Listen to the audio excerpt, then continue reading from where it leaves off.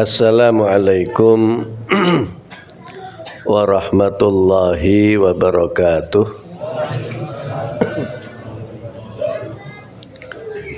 Bersama kita mulai taklim kita ini dengan bersama-sama membaca basmalah. Bismillahirrahmanirrahim. Alhamdulillah. Wassalatu wassalamu ala rasulillah Nabiyyina Muhammadin ibni Abdillah wa ala alihi wa sahbihi wa man wala. La hawla wa la quwwata illa billah, amma ba'du. Jamaah rahimakumullah.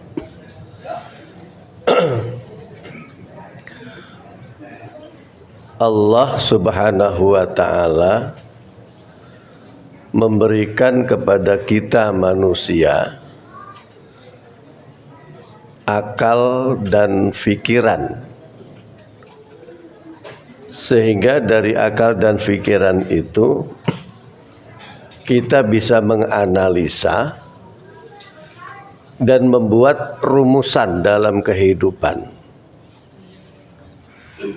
Yang dibuat rumusan itu adalah hukum Allah.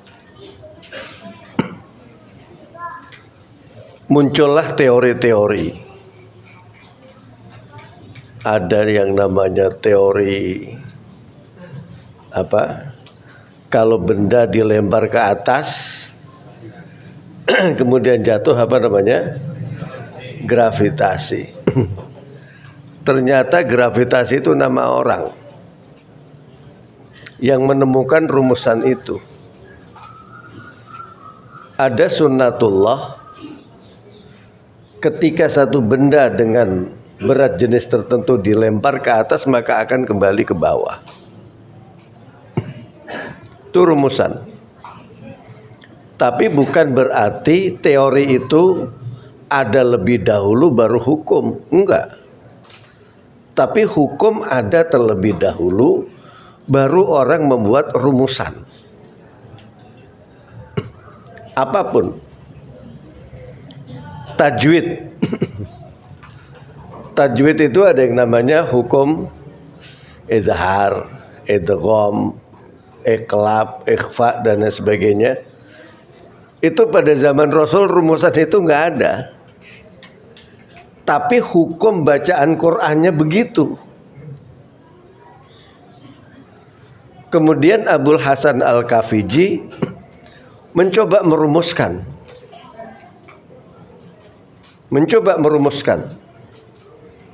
Kalau ada ada nun mati bertemu dengan ha. Kok para imam membacanya kok wa minhu? Umpamanya nun mati ketemu wawu, umpamanya min wal dibaca miwal. Itu cuman merumuskan hukum yang sudah ada. Jadi dengan adanya teori tadi, maka manusia menjadi ngeh terhadap hukum atau sunnatullah. Nah, kaitannya dengan ini, ketika Allah subhanahu wa ta'ala menyebut bahwa beban puasa itu pada bulan Ramadan. Di Quran gimana? Syahrul Ramadhanal ladzi unzila fihil Quran. Ketika disinggung Ramadan, kok dikaitkan dengan bulan Ramadan yang mana sih? Oh, itu loh bulan Ramadan yang di dalamnya diturunkan awal permulaan Al-Quran.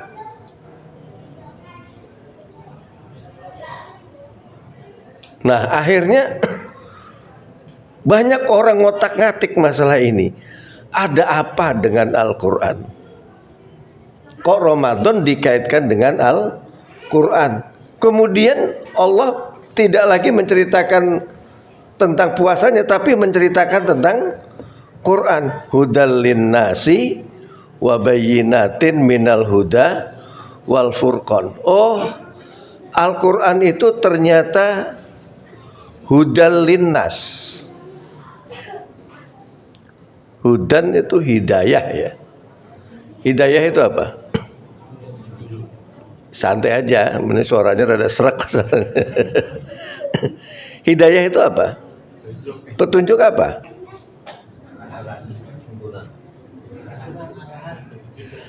Arahan kemana?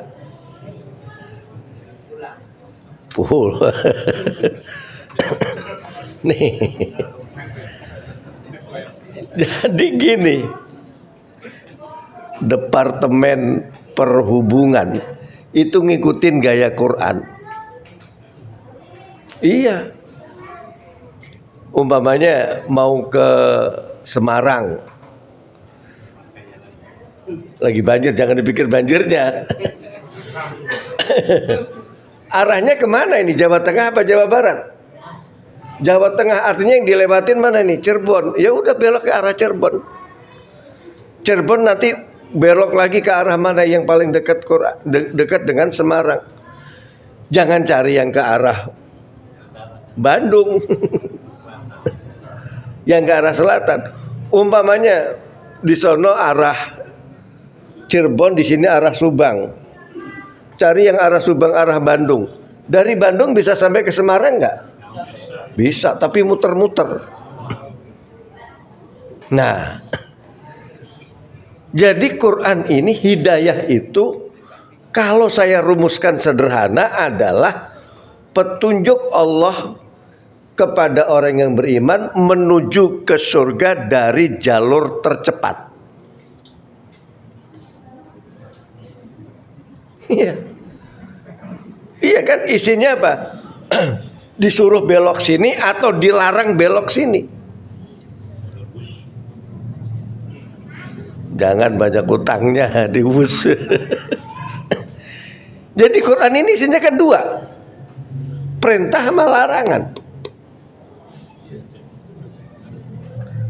Kalau perintahnya kita ikutin, larangannya kita tinggalkan, insya Allah itulah jalur menuju ke surga dengan apa? Jarak terdekat. Dah gitu aja. Dan ternyata kalau kita telisik lagi, gara-gara Quran ini, gara-gara Quran, siapa saja yang berhubungan dengan Quran langsung atau tidak langsung menjadi luar biasa. Malaikat Jibril alaihi salam yang menyampaikan wahyu Quran, ya, yang menyampaikan wahyu Quran siapa? Malaikat Jibril. Gara-gara malaikat Jibril mendapat tugas menyampaikan wahyu Al-Quran,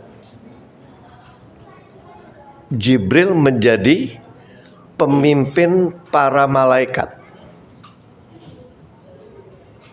Di antara malaikat yang paling utama dan paling mulia di sisi Allah adalah Jibril.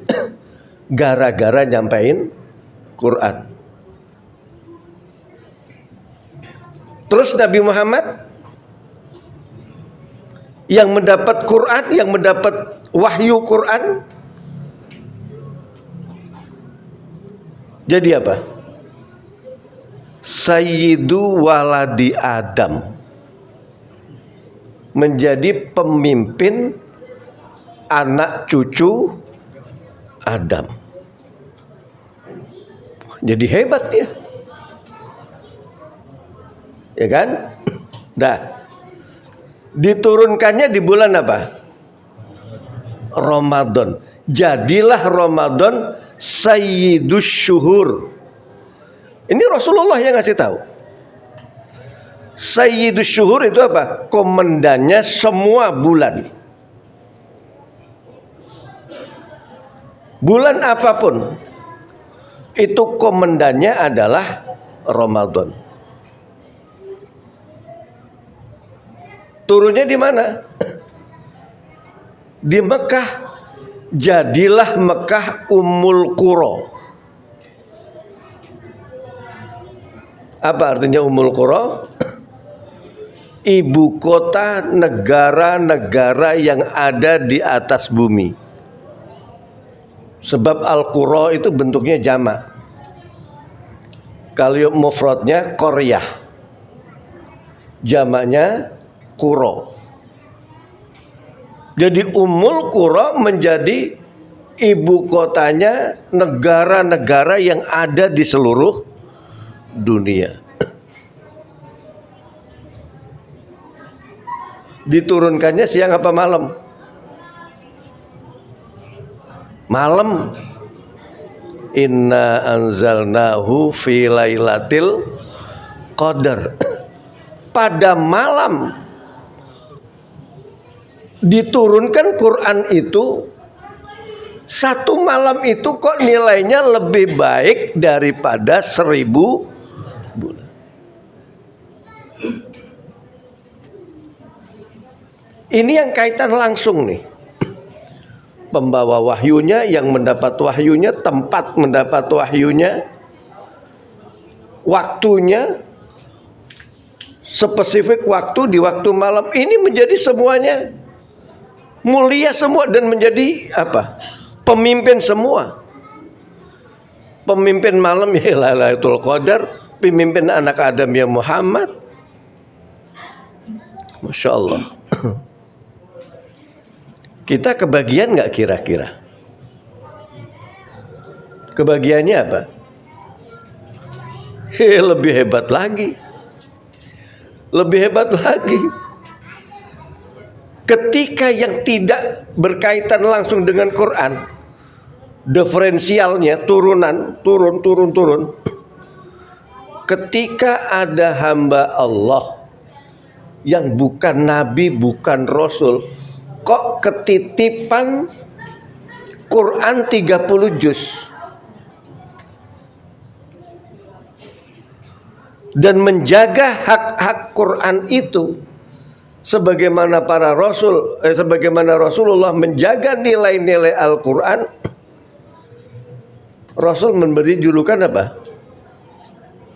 Ahlullah, keluarganya Allah. Wa khassatuh, dan orang tertentunya Allah. Bukan Rasul, tetapi Allah titipkan Quran 30 juz padanya. Dan menjaga hak-haknya. Rasul menyebutnya sebagai Ahlullah, keluarganya Allah. Keistimewaannya apa? Di dunia dia dimuliakan, di akhirat pun dikasih keistimewaan. Kalau Rasul memberikan syafaat, ya memang itu wajar yang Rasul. Ini bukan Rasul, orang biasa. Tetapi Allah titipkan Quran 30 juz padanya. Itu di hari kiamat nanti. Orang yang hafal Quran 30 juz tadi dimuliakan oleh Allah. Bukan hanya dimuliakan, dan diberi hak untuk memberikan mahkota Al-Quran di atas kepala orang tuanya. Masya Allah. Yang menjadi permasalahan, seberapa dekat dan seberapa jauh kita berhubungan dengan Al-Quran, utamanya di bulan Ramadan ini. Udah ada yang khatam sampai juz, sampai malam ini? Belum. Alhamdulillah kalau yang sudah. Yang belum, berusahalah. Nah sekarang itu tadi orangnya. Tempat beribadah di bulan Ramadan. Karena tadi udah Ramadan sebagai Sayyidus Syuhur, komandannya bulan-bulan. beramal di bulan Ramadan dilipat gandakan. Berapa? Nggak tahu. Semua ada ketentuannya kecuali amal Ramadan. Kenapa Rasulullah dalam hadis qudsi Allah mengatakan kullu amal ibni adam lahu illa siyam. Semua pahala anak Adam itu untuk dia. Illa siyam, kecuali berpuasa sebulan penuh Ramadan. Kalau puasa Ramadan nanti puasanya cuma 3 hari, ya penuh. Fa innahu li, puasa itu untukku. Allah yang megang pahalanya. Dan Allah menyatakan wa ana ajzi bih, dan aku yang akan membalasnya. Allah nggak menjelaskan berapa balasannya. Selain puasa dijelaskan pahalanya. Paling sedikit 10, paling banyaknya berapa? 700. Jadi amal di bulan Ramadan ini tidak ada yang tahu nilainya kecuali Allah Subhanahu wa taala. Kemudian Mekah. Beramal di Mekah nilainya berapa? Sekali sholat di Masjidil Haram, di tanah haram Mekah, nilainya sama dengan sholat 100.000 kali di Masjid Al-Hidayah ini. Di sana cuma sekali. Kenapa? Gara-gara Al-Quran diturunkan di Mekah. Masya Allah. Tapi memang nikmat banget kalau seseorang dapat beribadah di bulan Ramadan,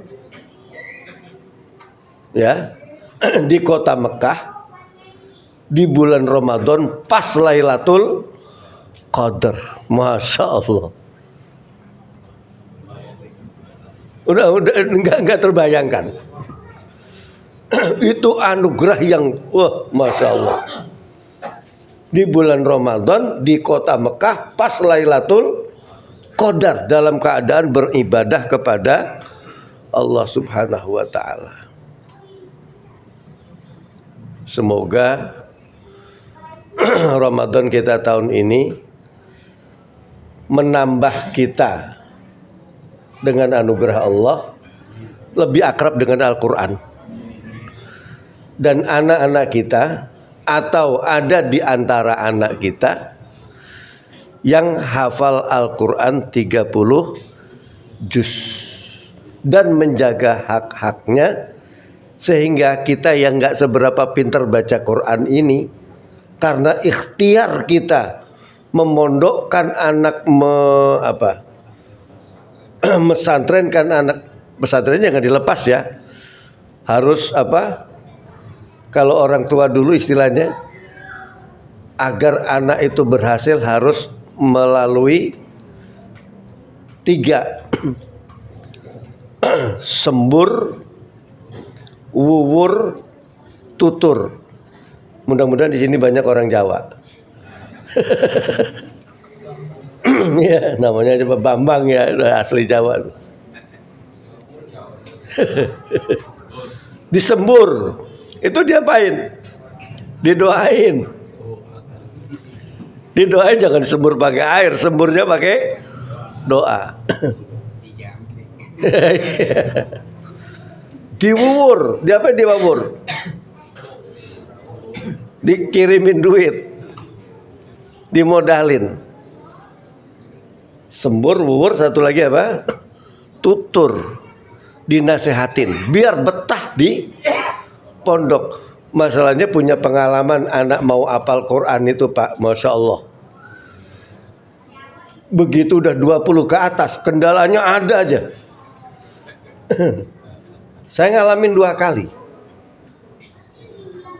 Yang sakit lah, yang inilah. Nah kalau anak-anak saya itu dua-duanya itu jatuh sampai pinggangnya sakit, nggak bisa bangun. Itu dua-duanya. Udah diurutin baik, lagi duduk bagus-bagus, tiba-tiba ada temannya, bukan dorong, main hujan-hujanan serodotan, cerut, nabrak pinggangnya lagi. Masya Allah.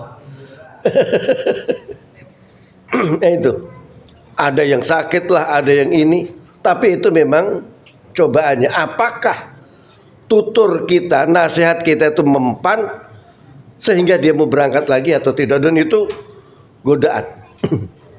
Ada yang sakit sampai di pondoknya sakit, udah masuk rumah sakit, dibawa pulang, dibawa itu masih sakit lagi. Ya Allah. Jadi itu, ini rumusan. Jadi kalau udah hampir berhasil itu ibarat borok mau sembuh itu gimana? Gatel. Gatel diapain? Bonyok lagi. Diterusin katanya jadi udah dituturin aja, aduh pelan-pelan pinggirnya. Kita garuk ya borokan lagi. Nah, itulah rumusan-rumusan kehidupan, dan kita bisa mensiasati itu, utamanya antara satu dan yang lain saling berpesan untuk dapat menghatamkan Quran, utamanya di bulan Ramadan. Sallallahu ala sayyidina Muhammad. Kita akhiri dengan kafaratul majlis. Subhanakallahumma bihamdika asyhadu an la ilaha illa anta astaghfiruka wa atubu ilaik. Assalamualaikum warahmatullahi wabarakatuh.